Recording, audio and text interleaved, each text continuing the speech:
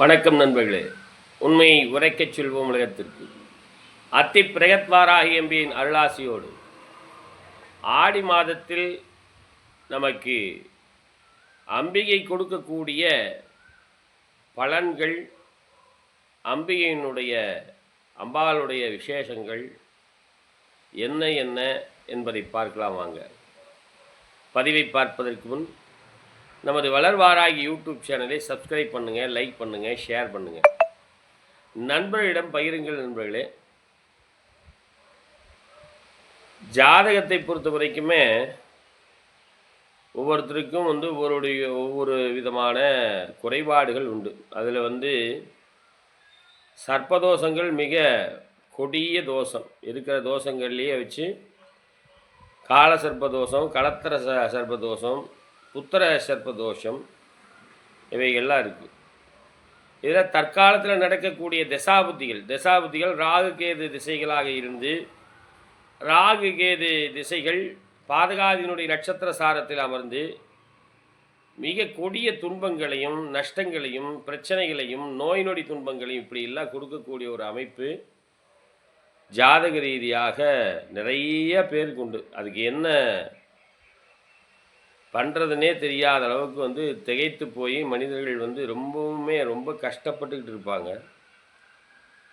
இதையெல்லாம் அறிந்துதான் இந்த ஆடி மாதம் அம்பாளின் மாதம் என்று சொல்லக்கூடிய இந்த ஆடி மாத கடக மாதத்தில் அம்மனை வழிபாடு செய்ய செய்ய செய்ய செய்ய நாம் செய்த பாவங்களும் நாம் செய்த நமக்கு ஏற்பட்ட தோஷங்களும் நீங்கி நமக்கு சுகமான வாழ்க்கை, நம்மளுடைய குழந்தை புத்திர புத்திரிகளுக்கு சுகமான வாழ்க்கை அமையும் என்பதற்காகவே இந்த ஆடி மாதத்தில் அற்புதமான விழாக்களும் நோன்புகளும் வருகிறது.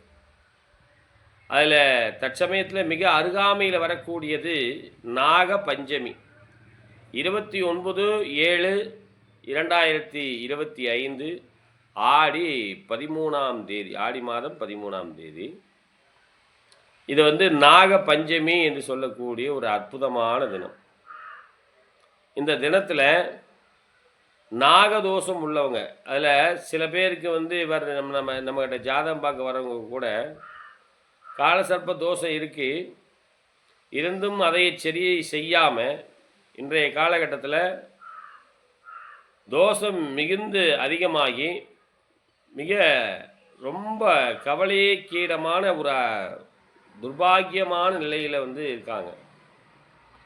அந்த மாதிரி இருக்கக்கூடியவர்கள் கூட, ஏன்னா அந்த மாதிரி காலசர்ப்ப தோஷம் இருக்குது அப்படின்னு சொல்லிட்டு பிறந்ததுக்கப்புறம் ஜாதகம் பார்க்கும் பொழுது பேர் வைக்கும்போதோ அல்லது வேறு ஏதாவது விசேஷங்களுக்கு ஜாதகம் பார்க்கும்போது காலசர்ப்ப தோஷம் இருக்குது அப்படின்னு சொல்லி ஜோசியர் சொல்லிட்டாங்கன்னா அதுக்கு அவங்களே ஒரு பரிகாரம் சொல்லுவாங்க.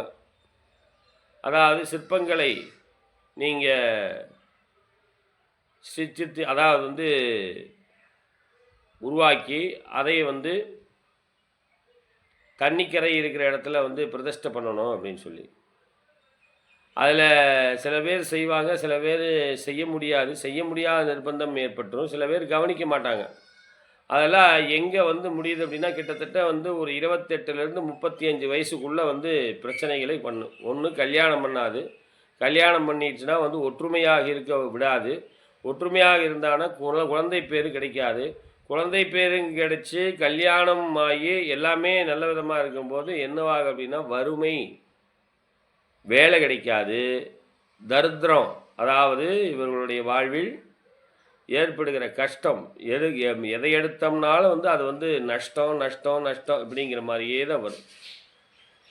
அதுக்கு காலசர்ப்ப தோஷம் காரணம். அதே போல் நடக்கக்கூடிய தசாபுத்திகளும் சர்ப்ப, அதாவது ராகு கேதுக்களுடைய திசைகளாக இருந்தாலும் அதுவும் ஒரு காரணமாகும். இதெல்லாம் தீர்ப்பதுக்கு என்ன வழி? எனக்கு ராகு திசை நடக்குதுங்க ஐயா, எனக்கு கேது திசை நடக்குதுங்க ஐயா, நாங்கள் படுற அவஸ்தை ரொம்ப கஷ்டம், நாங்கள் என்ன பண்ணுறதுனே தெரியலைங்க ஐயா, ஊரை விட்டு ஓடி வந்தோம், ஆனால் இந்த ஊர்லேயும் அதாவது விடாது கருப்புங்கிற மாதிரி எங்கே போனோம்னாலும் இந்த பிரச்சனை இருக்குதுங்க ஐயா, அதுக்கு என்னங்க ஐயா பண்ணுறது அப்படின்னு சொன்னோம்னா இந்த ஆடி மாதத்தில் வரக்கூடிய நாக பஞ்சமி அன்னைக்கு வழிபாடு செய்யணும். என்ன? சர்ப்பங்களை, அதாவது புற்றுக்கண் இருக்கிற இடத்துலையும் அல்லது வேம்பு அரசன் இருக்கக்கூடிய விநாயகர் ஆலயத்தில் அங்கேயே சர்ப்பங்களையும் பிரதிஷ்டை செஞ்சுருப்பாங்க. அங்கேயும் செய்யலாம். அல்லது மாரியம்மன் என்று சொல்லக்கூடிய மாரியம்மன் சன்னதியில் இந்த பரிகார பூஜையை செய்யலாம். எப்படி செய்யலாம் என்பதை அடுத்த பதிவில் விவரமாக விளக்குகிறேன். நன்றி.